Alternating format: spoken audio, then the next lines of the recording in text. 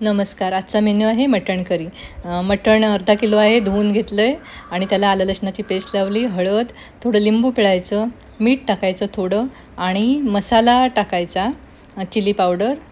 ते व्यवस्थित मॅरिनेट करून 15 ते 20 मिनटं बाजूला ठेवायचं आणि मग आपण वेगळ्या पॅनमध्ये हे परतून घ्यायचं आहे. तेल टाकलं, त्याच्यामध्ये हे मटण व्यवस्थित 10-15 मिनटांनी परतून घ्यायचं. वास आला पाहिजे चांगला आणि ह्याच्यामध्ये गरम मसाला टाकायचा किंवा थोडा वेगळा मटण मसाला टाकला तरी चालेल. आणि मग त्याला कुकरला 6 ते 7 शिट्ट्या काढून घेतल्या, बाजूला ठेवला कुकर. ही आहे वाटणाची तयारी. 2 कांदे, सुकं खोबरं पावभाग आणि पॉपी सीड्स, खसखस टाकलं 1 चमचा.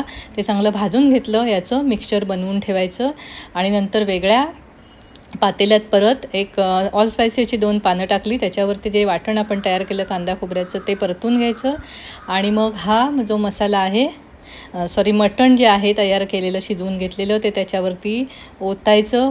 आपल्याला ग्रेव्ही हवी तेवढं पाणी ठेवायचं, पातळ नाही करायचं, थोडं घट्ट ठेवायचं. मीठ टाकायचं परत, थोडं अगोदर टाकलेलं आहेच. आणि मग व्यवस्थित शिजू द्यायचं. त्याच्यामध्ये कोथिंबीर टाकून हे झाकून ठेवायचं. आता हे रेडी आहे.